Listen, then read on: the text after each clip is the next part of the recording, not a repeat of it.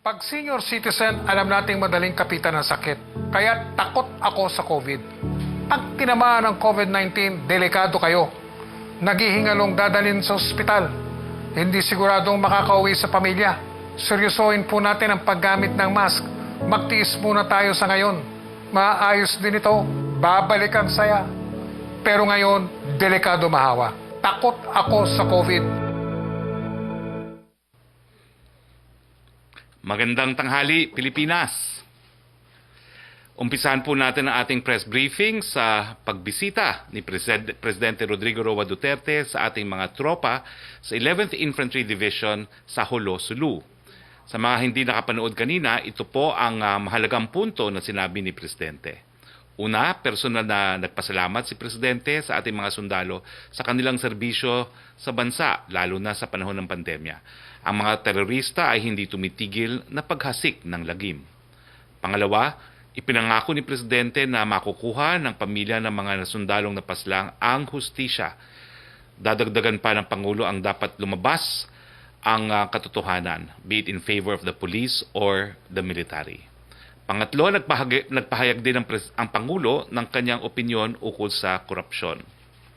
Ipinaliwanag ko sa nakaraang press briefing ang ating strategiya sa matinding pagsubok ng COVID-19. Mas malawakang targeted testing, mas maraming isolation centers, mas matinding tracing at mas matinding treatment para sa mga nagkakasakit. Pinakilala ng inyong spokes ang 4 na Philippine Anti-COVID-19 SARS, si Secretary Vince Dizon bilang Chief Testing SAR, Baguio City Mayor Benjamin Magalong bilang Chief Tracing SAR, Public Works and Highway Secretary Mark Villar bilang Chief Isolation SAR, and Health Undersecretary at Head of the One Hospital Incident Command, Yusek Leopoldo Bong Vega bilang Chief Treatment SAR. Silang 4 ay nasa ilalim ng National Task Force Against COVID-19 sa pamumuno ni Chief Implementer Secretary Carlito Galvez Jr. Maliwanag po ang trabaho ng bawat isa at kung halimbawang may pagkukulang, matutukoy agad kung saan.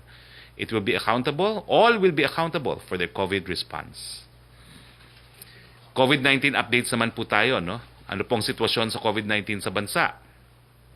Meron po tayong 35,036 or 36 active cases based sa huling report ng DOH. Sa mga active cases, 92.2% ang mild, 7.1% ang asymptomatic, 0.4% ang severe, at 0.3% ang critical. Ang magandang balita po ay patuloy ang pagtaas ng mga gumagaling. May 4,325 ang nai-report na gumaling kahapon po. Ito po ang pinakamataas na bilang na na-recover o naka-recover sa loob ng isang araw. Ang suma total ay mahigit 20,371 ang ating recoveries. 65 naman po ang nai-report na binawian ng buhay ng dahil sa COVID-19. Nakikiramay po kami sa mga pamilya. Suma total ay mayroon na po tayong 1,599 na deaths. Sana po ay patuloy na bumaba ang namamatay araw-araw po. Ito po ang dalangin ng lahat. Ang inyong lingkod kasama ng iba pang mga miyembro ng IATF ay naimbitahan po ng lungsod ng Taguig. Doon po inanunsyo ni Secretary Roque at ni Secretary Vince Dizon ang Oplan Kalinga. Ano ba ho ibig sabihin nito? Lininaw po nila na ang pwede lamang mag-home quarantine ay yung merong mga sariling kwarto, merong sariling toilet, at wala pong kasamang matanda, di naman kaya may sakit or buntis sa kanilang mga tahanan. Kung meron po at kung wala po talagang sariling kwarto at walang sariling banyo, ang Oplan po ay sila na po ang susundo sa atin at magdadala po sa mga isolation centers. Air condition po lahat ang isolation centers natin. Libre ang pagkain at meron pang libreng wifi. So, sa lahat po ng asymptomatic or mild na walang sariling kwarto, walang sariling banyo, may kasamang matanda, buntis, or mayroong karamdaman, welcome po kayo sa ating mga isolation centers. Isa pa pong magandang balita na anunsyo po kanina ni Secretary Vince Dizon ng ating testing SAR na ubabot na po sa 1 milyon ang ating na-test sa pamamagitan ng PCR. Nakaka 25,000 na po tayo kada araw ng actual testing at malapit na po tayo sa target natin na 30,000 PCR tests daily. Meron din pong 500 bed capacity na bubuksan ang Taguig Local Government sa Upper Bicutan. At sa Taguig po, ito pong mabuting balita sa mga Taguig o yung merong pong interes sa Taguig gaya ng mga nagtatrabaho sa Taguig, libre po ang PCR tests. At kanina po, tayo po ay gumamit ng kanilang drive-through swabbing facility. Hayan po ang aking larawan. Mabuti na lang hindi nakita habang pinapasok ang swab sa aking ilong. Pero ito po ay proyekto ng Taguig Local Government. Nagpapasalamat po kami at nagpupugay po sa Taguig Local Government. Maya-maya lang po kasama po natin si Mayor Lino Cayetano para siya na po ang magbalita kung anong mga hakbang na ginawa ng local government ng Taguig para po labanan itong pagsubok ng COVID-19. On other matters naman po, isa na namang good news, nagsimula na po ang operasyon ng kauna-unahang airport sa Pilipinas na may dedicated COVID-19 PCR testing with molecular laboratory. Ito po ang Mactan Cebu International Airport. Kaya ng lab na mag-process ng 1,500 to 3,000 tests kada araw at kayang makuha ang test results sa loob ng 24 oras. Ito po ang shortest time in the country to release swab test results. Well, dito po nagtatapos ang ating presentasyon. Ang ating panauhin, gaya ng aking sinabi kanina, walang iba po kundi si Mayor Lino Cayetano. Ay, wala pa pala si Mayor Cayetano. Pero siguro po, habang wala pa si Mayor Cayetano, mag-proceed na po tayo sa ating open forum. At kung nandyan na po si Mayor Cayetano, ay pagbibigyan po natin siya. No? Sa ang unang question, Joyce Balancho of DZMM, please. Yes po, good afternoon, Secretary. Sa speech po ni President Duterte, he mentioned about an oligarchy na binuwag at sinira po niya. Just for the record, who is the President referring to? He's referring po to the oligarchies that he has dealt with personally. Nandyan po yung unang away niya with Lusutan, pero nagbayad po ng pagkakautang sa airport ang si Lusutan. At nandyan po yung mga water concessionaires. No? At dahil talaga namang sinabihan niya, talagang baguhin nyo ang kontrata, hindi nyo dapat maging agrabyado ang taong bayan, kung hindi ay ipakukulong ko kayo. No? At pumayag naman po na magkaroon ng amended concession agreement ang dalawang Taipans na MVP Group at ang Ayala Group. Opo, hindi po ba, are you saying, sir, that this is just a coincidence that the President mentioned this immediately after Congress denied the franchise application of ABS-CBN? I believe so, kasi palagi naman yung sinasabi sa mga talumpati niya, yung mga oligarchs na talagang siya mismo ang bumuwag. No? Ito naman pong kaso kasi ng ABS-CBN, kaso po na nag-expire ang prangkisa at hindi po na-renew ng Kongreso. Apo. On another topic po, still on the speech of the President, he also mentioned about discouraging his daughter, Sara Duterte, from running for presidency. Clarify ko lang po kung ano ibig sabihin ni Pangulo dito sa linya na ito. Sabi ko, magtrabaho ka dyan, wala kang makuha unless gusto mong mamera, kaya. What does this mean, sir? And how do we reconcile this statement to his previous statements na galit siya sa korupsyon, ayaw niya na binubulsa ang pera ng gobyerno? Malinaw naman po ang palaging sinasabi ni Presidente kay Mayor Sara. Talagang it's a thankless job. It's all sacrifice, walang return. And ayaw niya na ganyan yung buhay niyang kanyang anak, no? So he's saying it's the most thankless job in the country and he has said that consistently. Pero sir, yung part po na sinabi niya, wala kang makuha unless gusto mong mamera, kaya. Ano pong ibig sabihin nun, sir? Well, talagang wala kang, yun nga thankless nga po There's no gain to becoming a president unless you're corrupt. So it's all public service. That's what he's saying. Okay, last na lang po for me, sir. He also mentioned about being open dun sa borders ng country for trade, lalo na daw po ang coal. Can you give us more details on this, sir? What will be our next steps? Ano yung last na sinabi mo? Yung maging open sa borders? Yes po. May nalagit po si Pangulong Duterte na he's ready daw po i-open ang borders ng Philippines for trade. He also mentioned coal. Very important daw po ang coal sa trade. Ano po ang details nito, sir, and ano yung next steps? That's about the economic integration that is being implemented through ASEAN po. That's really a zero tariff or minimum tariff for intra-ASEAN trade. It's a common market po. Thank you, sir. Well, nandito na po sa linya natin si Mayor Lino Cayetano. Mayor, congratulations sa iyong event kanina. So, we invited you to share with you the experience of Taguig by way of best practice ng LGU. The floor is yours, Mayor Lino Cayetano of Taguig. Magandang tanghali, Secretary. It was a very good to see you this morning, sir. Thank you for visiting us also in the studio. Pwede pong share ko lang ho yung aming TP strategy that was adopted, locally adopted.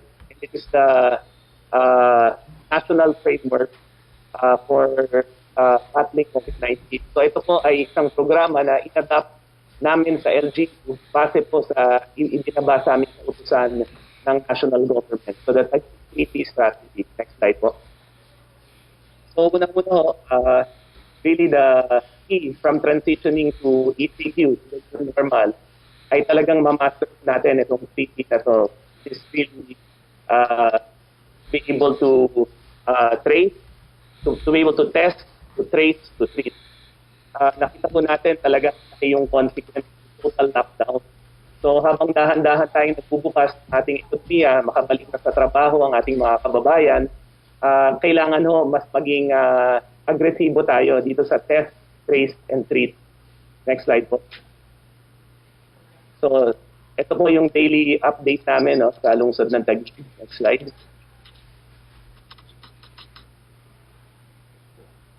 So next slide po. So in Taguig ho, ito ho ang criteria namin for testing. Next slide po. So unang-una ho, paano tayo nakakapag-test ng agresibo? Sa lungsod ho ng Taguig, ang ginawa ko namin, more ways so that citizens can be tested. Mas maraming paraan para ho matest natin ang ating mga kababayan. Kanina ho, masaya kami dahil na saksihan ho first hand ng ating kalihim na Secretary Harry yung aming drive-thru testing. So doon sa mga may sasakyan, meron kaming drive-thru testing every Wednesday and every Friday. Sa aming mga health centers naman, at 31 health centers, all 31 health centers, have the capacity to do testing.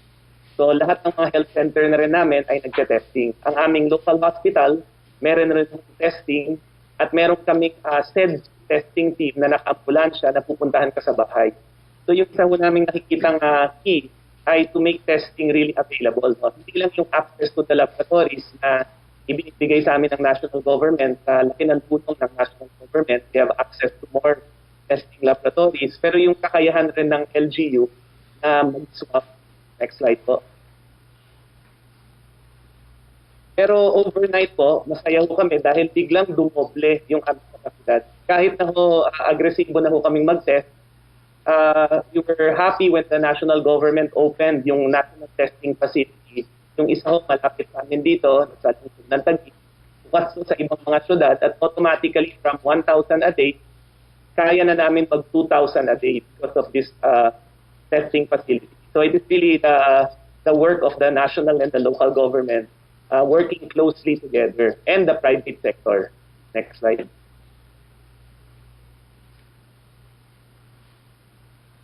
So papansin nyo, dahil maraming nagtatanong, nakikita natin na tumataas yung ating mga kaso. Totoo ho yun. Pero isa pa rin sa mga rason, bukod dun sa transition natin sa GCQ, mas maraming taong gumagalaw, mas maraming bumabalik sa trabaho, kailangan rin ho natin i-factor in na mas malaki ho yung kapasidad natin for testing. So hindi ho natin maiiwala yun. Kung titingnan niyo ho yung graph na to, yung blue line, yan yung number of tests. Makikita niyo ho, after nag-test kami ng 3-4 na lipo sa isang linggo, after 1 week, tumaas yung mga kaso natin. So lagi kong pinapaalala dito sa Taguig, sa mga kababayan ko, hindi ho masama na agresibo tayong nagtutukoy ng mga may sakit kasi mas maganda ho, nakikita natin sino ang may sakit. So talagang as we aggressively test, the number of cases will also go up. Next slide po. So sa testing ho, we're happy to report na na-hit po natin yung target na national sa lungsod namin. We are now at 231 population. So compared ho sa mga bansa, yung iba-ibang mga benchmark sa ibang mga countries. I know Secretary Vinicius said that we have a target of 2% in July and 10% by the end of the year. So right now, ang taligo is 0.31 at 16,500 tests. Next slide po. So yun ho ang testing na. Test as much as possible. Pangalawa ho, trace. Ito ho yung contact tracing team naman ho namin. Sabi po natin sa lungsod na unang-una ho, yung aming SEDSU team, yung epidemiology and surveillance team. We have 12 full-time contact tracers. Simula ho, nung March, yan pa lang ho yung umiikot. Ngunit habang dumadami ho, nagkaroon tayo ng community transmission, habang dumadami yung kaso dito sa NCR, we started activating 2 more teams. So unang-una, yung emergency response for notifiable infections and emergency disease team, full-time ito. So we have 31 teams na konektado ko sa mga health center namin. We have 28 barangays, 31 health centers. Merong dedicated team, contact tracing team, 5 members each. And then meron kaming 2 pa for the businesses. Dahil minsan yung infection nangyayari sa opisina, kailangan rin may team na doon dito. So that's a full-time contact tracing team. Ngunit minsan, kulang pa rin yan, lalo kung sabay-sabay sa isang lugar. Nandyan po yung third natin, yung Barangay Health Emergency Response Team. At ito po yung isa sa mga sikreto natin sa lungsod ng Taguig. Talagang yung tumutulong mo dyan, yung pundasyon, yung contact tracing at disease surveillance, ay yung barangay health workers. So we have more than 800 barangay health workers in the state of Taguig. At yan ho, sanay talaga magbahay-bahay. Sanay magbahay-bahay para kung meeting kung sino may buntis, may diabetes, dahil sa Taguig ko, nag-deliver kami ng gamot. So sanay mo sila, kilala nila yung komunidad. Sila ngayon yung nag-a-assist sa disease surveillance at contact tracing. Huling-huli ay yung ating mga kababayan, citizen number 5, and that's very important. In fact, sa pyramid namin, yan yung pundasyon. Dahil sabi nga ni Sec. Roque, we need to do active disease surveillance. Ibig sabihin, hindi pwede yung gobyerno lang na nagkakatok. Kailangan ho, yung mga kababayan natin, agresibo. Pag alam nilang meron sa komunidad o sila man sa pamilya nila may sakit, kailangan itawag kaagad nila. Next slide. So huling-huli ho, yung treat, no? Pag sinabi nating treat, kasama ho dito yung ating i-hospital.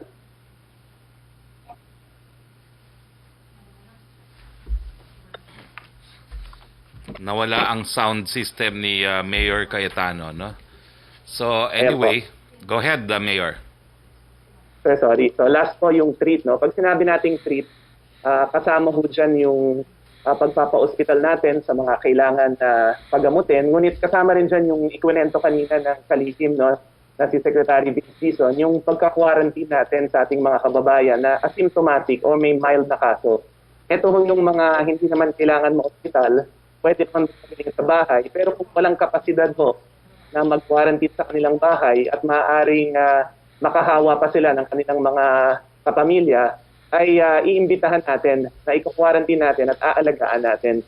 So ngayon ho, we have 4 facilities, pero we are happy to announce earlier today that we will open a 500-bed capacity facility dito sa may Lower Bikutan and a 100-bed capacity dito po sa BGC, dito sa BGC. So ito ho yung sige po, next slide po. Next slide po. Next, yan po. So ito ho yung 500-bed facility that we will be launching. 100 beds are available now. It's near our lakeshore in the city of Taguig. Next slide po. At itong template po na to, nakuha namin sa DPWH. Napakaganda nung plano, disenyo at forma nung inihanda na kalihim naman na Mark Villar. So sa lungsod ng Taguig, we adopted the design, and although locally funded, we're closely coordinating the national government. So, nakikita nyo, individual po sa mga kwarto yan, 500 individual rooms. Diyan ho namin iimbitahin yung mga kababayan natin, i-quarantine, para maalagaan at matutukan sila hanggang sa paggaling nila. Next slide po.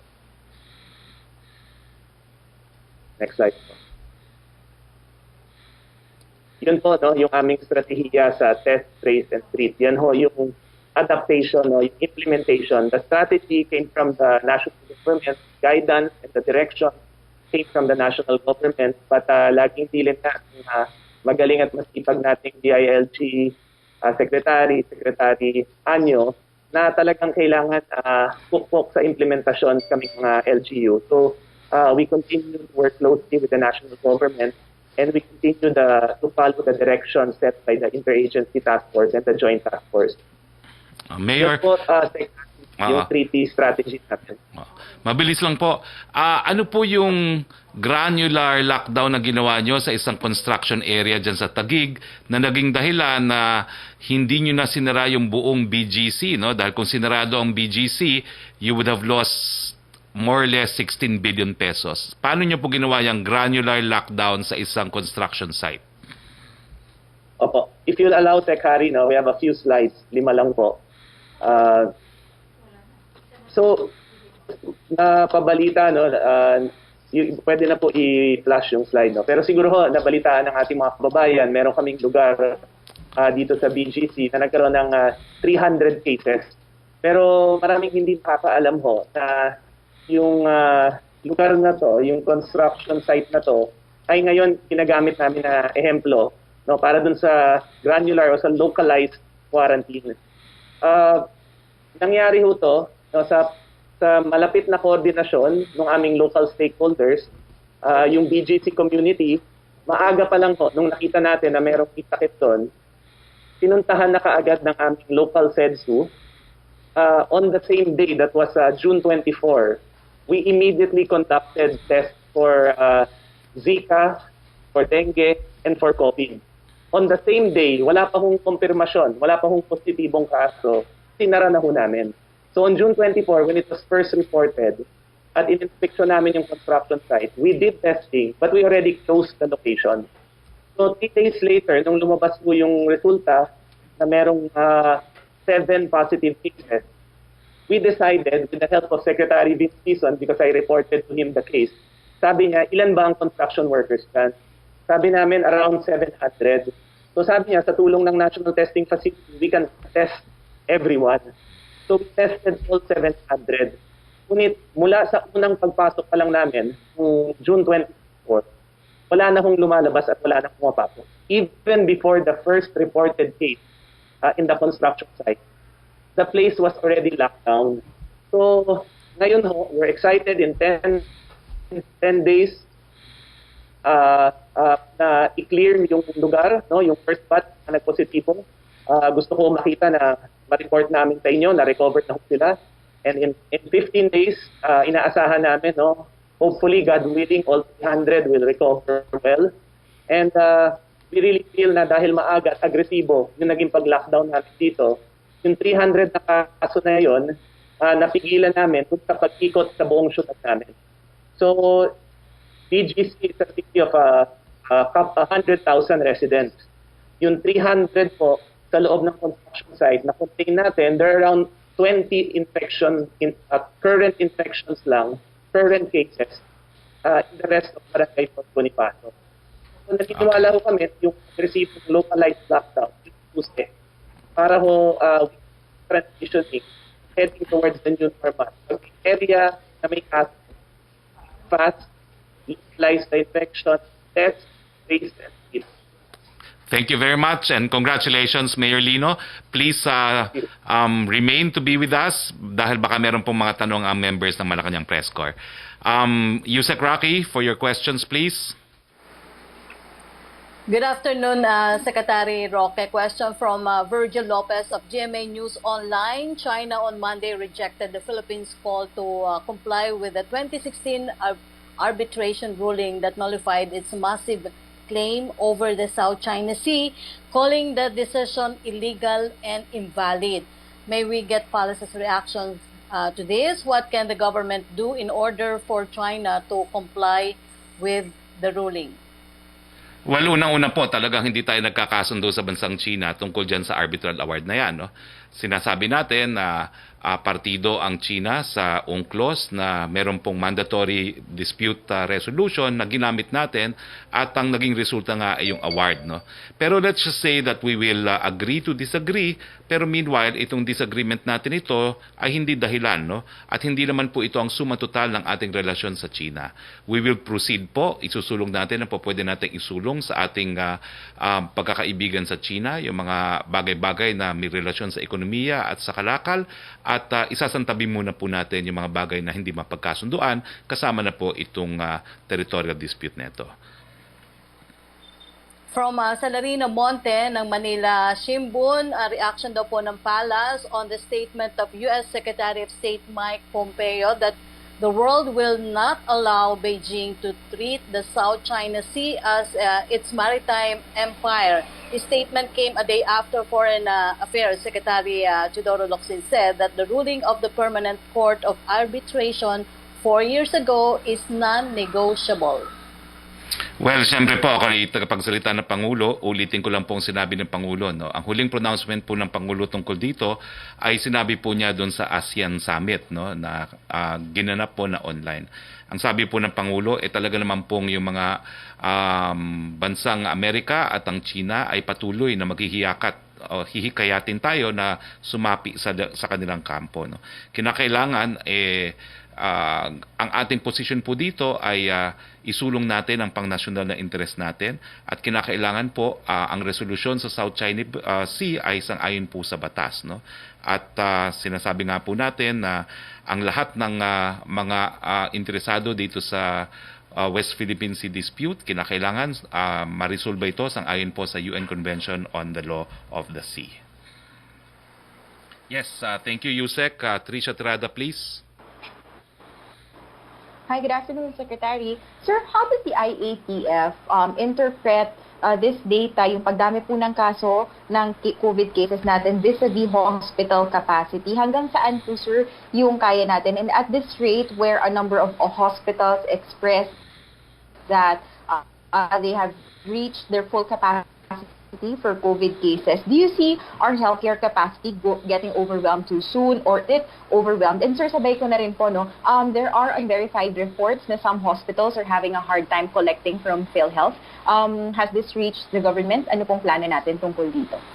On your first question, no, dalawa po yan, no, yung doubling rate, daily doubling rate na nasa 7 to 10 days po ang Metro Manila. So, mabuti naman po talaga tayo, no, na hindi po talaga tayo dapat tumaas ng klasifikasyon, no.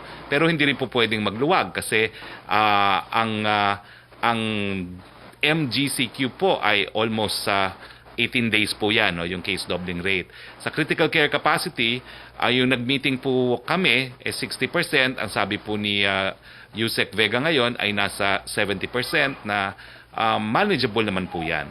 Explain ko lang po na ang trabaho talaga ni Yusek Vega ngayon, no, ay siya yung nagko-coordinate sa mga hospital, siya yung nagli-liaison para kung puno ng ICU ng isang pribadong hospital, merong mapagre-referan na hospital. Hindi itataboy ang pasyente dahil wala na silang espasyo, sasabihin kung saan dapat pumunta. Dahil overall, sapat-sapat naman po ang ating mga hospital beds, kasama na po dyan yung ating mga ICU beds. So kung puno na ang hospital na gusto nyong pasukan, sasabihin naman po kayo kung saan po pwede magpunta kung kinakailangan ng ICU care.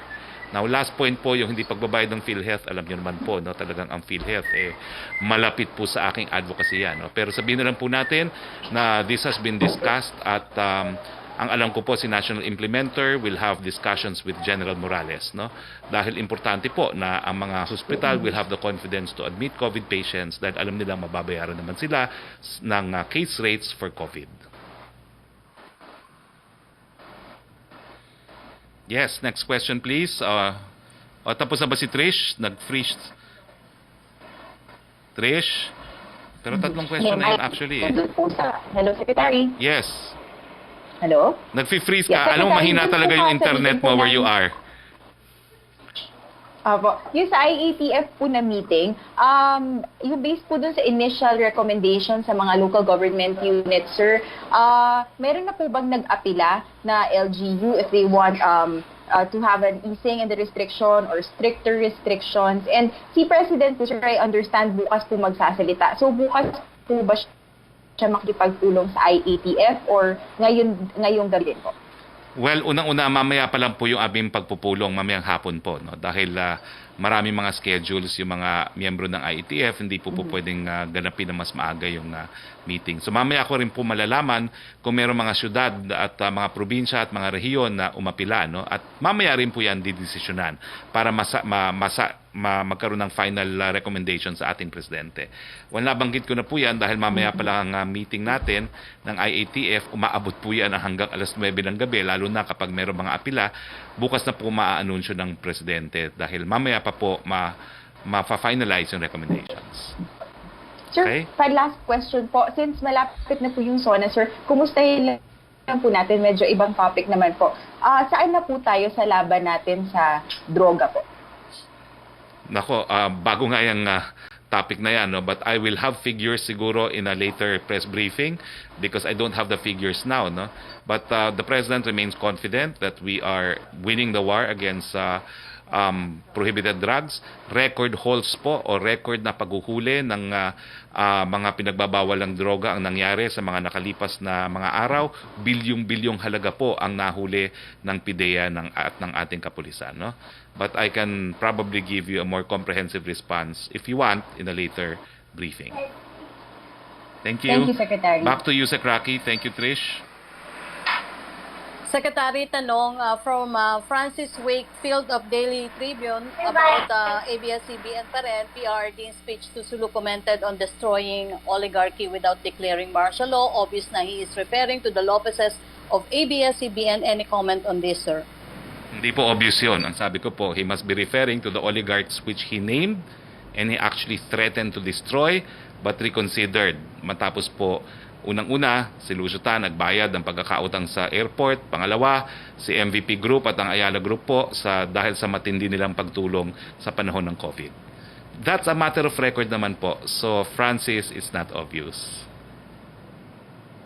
From Jopel Pelenyo of DWIC, dumating na po dito sa bansa mula abroad ang OFW na ina ng dalagitang ginahasa at pinatay ng 2 pulis sa Cabugao, Ilocos Sur. Hinimpo niya sana'y agad nang makauwi at wag na po sana siyang paabutin ng 2 linggo sa isang quarantine facility. Humihingi lang po siya ng kahit konting pangunawa o konsiderasyon para daw po masilip yung bangkay ng kanyang anak at matutukan na po ang kaso nito. Mayor Lino, are you on the line? Mayor Lino? Yes, sir. Pwede ba hong i-request ko na magpadala na lang kayo ng swabber kung nasa naman itong nanay ng biktima na napatay, no? Dahil alam ko sa Taguig, 1 day lang, para after 1 day makauwi na siya sa Ilocos Sur. Can I ask that from you? Yes, sir. Okay, Yes, sir. Please, yan po ang kasagutan. Within the day po. Within Okay. the day po. Okay, yan po ang kasagutan. Action agad kay Mayor Lino Cayetano. Magpapadala po siya ng swabber kung nasa naman si nanay at within the day may resulta nang siya makauwi na sa Ilocos Sur. Next question, please. Thank you, Mayor. From Rosalie Cos of UNTV, bakit po hindi si Secretary Duque ang treatment czar? Does this mean po eventually Yusek Vega will replace the health chief? Okay, linawin ko lang po, no? Ang designation po ni Yusek Vega is he is the one hospital incident, no? Command. So, kaya po tinawag namin siyang treatment czar kasi siya yung nagko-coordinate sa lahat ng mga hospital na kung saan po pwede pumunta ang mga pasyente. Yun lang po yun. Because he is the one hospital incident command in charge. Head. Okay? Joseph Morang, please. Thank you, Yusek. Sir, good afternoon. Sir, regarding the community quarantines, over the weekend, si Secretary Nograles said that mag-MGCQ kapag kaya at mabilis yung mga LGU na makapag-lockdown, or another option is GCQ para to give them time to adjust. Meron ba siyang alam na mga areas already na you also know na kung saan ilalagay? Hindi Yung ko po MGCQ alam. or GCQ? Hindi ko po alam dahil sa huling meeting ng IATF talagang hindi po na-discuss ang MGCQ for Metro Manila. I leave it at that. Okay. Sir, si Mayor Sara po sa Davao, no? Already announced yesterday that Davao is going back to GCQ. Ngayon, that means na yung pong LGUs have been informed by the IATF, meaning, number one, yung pong yung IATF already has a list of recommendations with regard to LGUs and their corresponding CQs. Specific to that, so can we already announce yung pong recommendation that will be up for the President's signature approval? Hindi pa, Joseph, kasi pag-uusapan pa lang mamaya yung mga apila, no? So wala pa pong final na rekomendasyon para kay Presidente. Hindi ko po alam kung nag-apila po ang Davao City kasi mamaya ko pa lang malalaman yung mga lugar. Ang positibo ako na nag-appeal po, Bacolod, no? Bacolod City, I'm positive they appealed. Okay? To what CQ, sir? I think, hindi ko po maalala, no? But I'm sure there was an appeal filed by Bacolod City. Titan sila. Hindi ko maalala. All I know is that there's an appeal from Bacolod. Hindi po ako sure kung nagkapulang Davao. Mamaya ko pa po malalaman, Joseph. Kasi hindi ko naman kinakausap araw-araw yung secretariat ng ITF. Only during the meetings. Sir, kahapon sabi ni Sec Vega, Yusek Vega, na yung mga ICU ay on a danger zone. Will we ever run out of hospitals for COVID patients? Not under the system adopted by Yusek Vega, no? Kasi nga pakiusap lang natin sa mga pasyente, makinig lang po tayo kung saan tayo dapat pumunta at wag na tayo mag-insist, wag na tayo mag-worry kung puno ang isang hospital, i-refer naman po kayo sa iba pang hospital. Pangalawa po, pinakikiusapan din natin mga hospital kasi talagang meron silang allotment for both hospital beds and ICU beds for COVID patients. So isa sa ginagawa po ni Yusek Vega, pinapakiusapan din niya kung po pwedeng ma-increase pa rin yung allotment for COVID patients, no? I understand that dito sa mga pribadong hospital nito, nakikiusap po ngayon ng gobyerno kung puno na yung 30% capacity for ICU beds, kung po pwede gawing 50% capacity naman for COVID patients. Sir, last two questions. Sa arbitration, sir, China has called it illegal, invalid. Pero sabi rin ni Presidente before that he will raise it at the right time. Now, question is, kailan yung right time na yun? And is it too late? Because China is being confident of its position. And where does that confidence come from, do you think? Maraming beses ko na sinagot po yan, no? Hindi po mabubura yung decision na yan. And that decision under international law is evidence of the applicable customary norm. It is there as a subsidiary norm, subsidiary source of international law. So wala pong kahit anong po pwedeng mangyari na hindi po mabubura yan unless completely sabihin natin na tinatakwil natin yan at hindi po natin gagawin yan, no? Because the ruling was to our favor. Pero gaya na aking sinabi, we will agree to disagree on the arbitral award and we will proceed with our friendly relations and yung mga bagay-bagay na po pwedeng isusulong, yung mga hindi pa po pwedeng maresolba ngayon, isasantabi. Sir, bakit kaya emboldened yung China to make such statements? I don't think they are emboldened. They have been consistent in their position and so have we been. Yun lang po yan. Sir, last concern lang. Yung pong ilang members ng MPC are kind of concerned that the speech of the President in Holo is again edited. Is this going to be a policy already of the Malacañang to edit the President's address and air it at a later time? Hindi ko po alam kung edited yan. Unfortunately, hindi po ako nakasama. And Joseph, I'm telling you the truth, I was weighing the option of going to Holo dahil di pa ako nakakarating sa Holo and not hold a press briefing because the departure time yesterday was 12 noon. No? Sasabay sana ako kay Secretary Lorenzana. But I opted to discharge my job. I held the press briefing. So wala po ako doon. I don't think it was, hindi ko po alam if it was edited. Okay? Hindi naman siya, sir, policy na edited na tayo lagi. Hindi naman po yan policy, no? I don't think there's ever a policy to that in that regard. Okay, thank you for the answer. Thank you. Thank you, Joseph. Next, back to you, Sec Roque, please. Yes, Secretary from Cecil Morelia of French News AFP, may we have the Philippines reaction po, U.S. Secretary of State Mike Pompeo comments on the South China Sea, where it seems the U.S. is now taking the side of the Philippines, Malaysia, Indonesia, Vietnam, and Brunei against China claims? Well, I've answered that po. No? The great powers, as they escalate their rivalry, will woo us into their side. We will be sure that we will advance our national interest, and meanwhile, we want all parties involved to abide with the rule of law, particularly with the UN Convention on the Law of the Sea. Ang importante po ngayon, atupagin natin yung pagpapatupad ng pagbubuo at pagpapatupad ng Code of Conduct nang maiwasan po yung tensyon sa lugar na yan.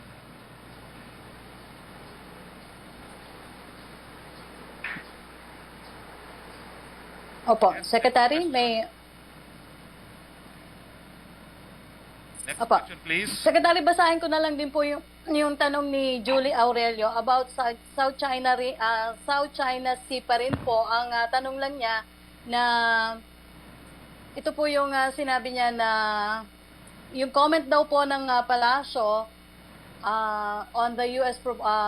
formal opposition of China's claim in the South China Sea. U.S. State Mike Pompeo described China's campaign as a Mike makes right to coerce and intimidate Southeast Asian countries. Also, what is the, ano daw po ang take ng Palace on China's rejection of DFA Secretary Teodoro Locsin Jr.'s appeal for China to respect the 2016 arbitral award. The Chinese embassy said the award was illegal and invalid. Nasagot ko na po yan. We have, meron po talaga tayong differences pagdating sa arbitral award. We will agree to disagree. We will proceed with our bilateral relations because after all, the arbitral award is not a sum total of our relations with China. Yes, Melo Acuña. Good afternoon, Secretary. The Chinese embassy spokesperson in Washington was quoted as saying that the U.S. is not directly involved in disputes, and it has been interfering in the issue under the pretext of preserving stability. It is flexing its muscles, stirring tension, inciting confrontation in the region. So where do we stand? Well, malinaw po ang salita ng ating presidente habang umiinit ang rivalry sa dalawang bansang Amerika at China, kinakailangan itaguyod natin at isulong ang pangnasyonal na interes ng Pilipinas. That's where we stand. Okay. On another plane, Secretary, you mentioned that Mactan Airport has already come up with a new strategy for testing. Dr. Rabindra Abeyasinghe, in a forum with FOCAP a few minutes ago, said it would be best to reduce the waiting time for tests to 24 hours. What other strategies have we have that it becomes a national program? In fact po, ang pag-aantay natin ngayon sa resulta 24 hours. Sa Taguig po, ganyan ang palisiya 24 hours. Ako po, nagpaswab din ako yung before today, nagpaswab ako sa Santa Ana, programa po ng Manila government, 24 hours po kuhang resulta. Ang San Miguel Foundation po, para sa empleyado niya at mga pribadong individual, nakukuha rin po ng 24 hours. So, hindi lang po natin pinararami ang ating testing at gaya na aking sinabi kanina, umabot na po tayo ng 1 million PCR testing. Di pa natin binibilang ang ating rapid test na ginagawa po ng pribadong sektor at ang mga lokal na pamahalaan. At ang resulta po ngayon ay within 24 hours. Ang ginawa na po natin, hinayaan na po natin yung mga laboratorio na hindi lang po isang laboratorio na mag-test po lalong-lalo na sa mga bumabalik na OFWs at mga seamen dahil hindi nga po natin kakayanin na sustentuhin yung mga OFWs na bumabalik na mas mahigit pa sa 2 o 3 araw sa mga hotels no, habang nag-aantay ng PCR test. So importante po na hindi lang mas maraming testing, importante rin na mas mabilis po ang resulta dahil gobyerno po ang nagbabayad kapag kinakwarantin natin ang mga OFWs na umuwi po galing sa iba't ibang parte ng daigdig. Pasisiyasat po kaya ng tanggapan ng Pangulo o Department of Health yung nangyari sa Cebu na isang nasawi ay nabigyan pa ng clearance, wala na siyang COVID-19? Well, alam niyo po, I understand that the city's health officer has taken full responsibility for it and we leave it at that. Pero panawagan po, ingatan natin ang ating data gathering. Thank you. Thank Salamat you, po. Melo. Yusek Roque again, please. Opo, tanong mula kay Chris Jose ng Remate Online. Umapila po si Senator Amy Marcos sa pamahalaan na ibenta na lamang ang ari-arian ng gobyerno na wala namang pakinabang upang makalikom ng dagdag na pondo pantugon daw po sa pandemyang COVID-19.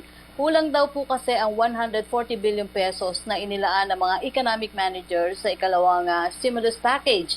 Mas mabuti na po ang magbenta ng mga ari-arian ng pamahalaan na wala namang pakinabang kaysa daw po mangutang. Ano ang reaction daw po ng palasyo dito? Well, ulitin ko lang po ang sinabi ng Presidente. Talagang ibebenta niyang lahat kung kinakailangan ng taong bayan. I know that Secretary Dominguez has expressed a different view, but as a spokesperson, I just have to repeat what the President has said. Yun po ang sinabi ng Presidente. Kung kinakailangan ibenta yung mga ari-ari na yan, ibebenta para sa taong bayan. Doon na lang po yan. Opo. Secretary, tanong mula kay Randy Canedo of Dabig C. Radyo, posible po ba na dinggin ang apela ng Davao City na wag nang ibalik sa GCQ ang Davao City? Kontrolado at disiplinado naman ang karamihan sa Davao. May proseso pong pinagdadaanan yan sa IATF, may mga criteria. Titingnan po natin hindi lang yung bed capacity, titingnan natin yung threat to the economy at magkakaroon naman po ng decision yan.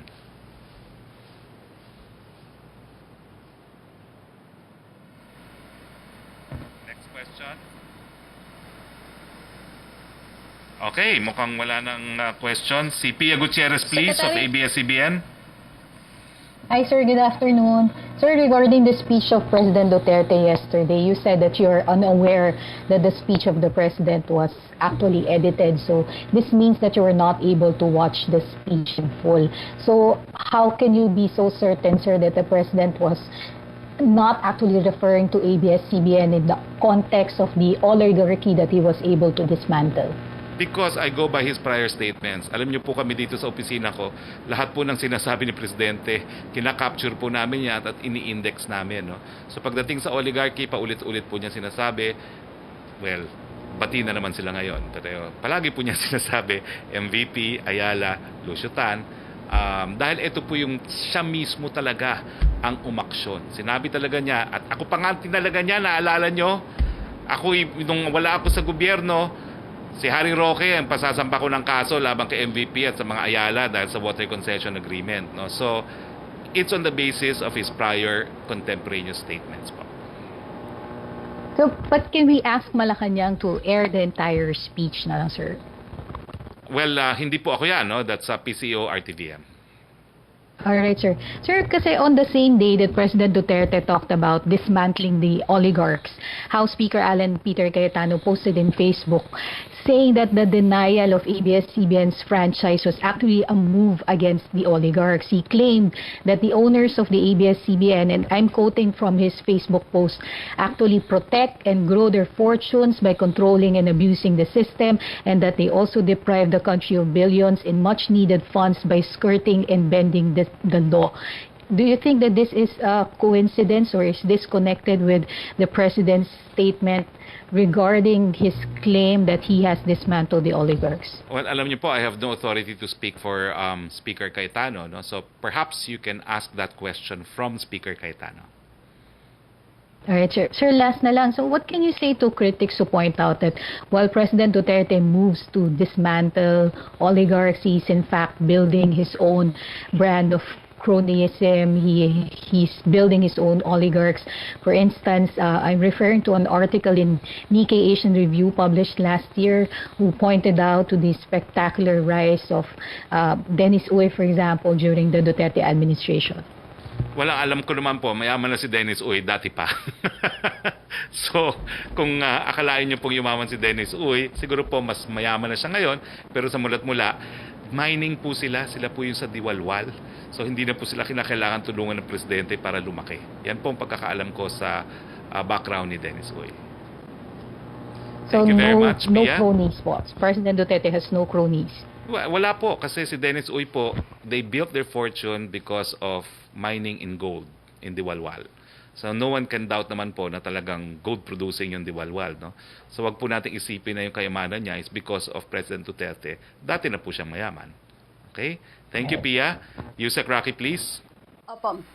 Okay, Secretary, from Francis Wakefield of Daily Tribune, Russia, according to reports, have become the first nation to complete clinical trials of COVID-19 vaccine on humans. According to the reports, the vaccine has proven the medication's effectiveness. There was, however, no further information on when this vaccine would enter the commercial production stage. Can we get daw po the palace comment on this? I hope it's true. Kasi alam niyo naman po, hindi mababalik sa normal ang buhay natin kung walang vaccine. At dahil naman po sa bagong pulisiya ng presidente natin na independent foreign policy kung saan kaibigan tayo ng lahat at kalaban ng walang kahit sinong bansa, inaasahan po natin na kung mayroong vaccine ma-develop ang mga Russians, isi-share po nila yan sa atin.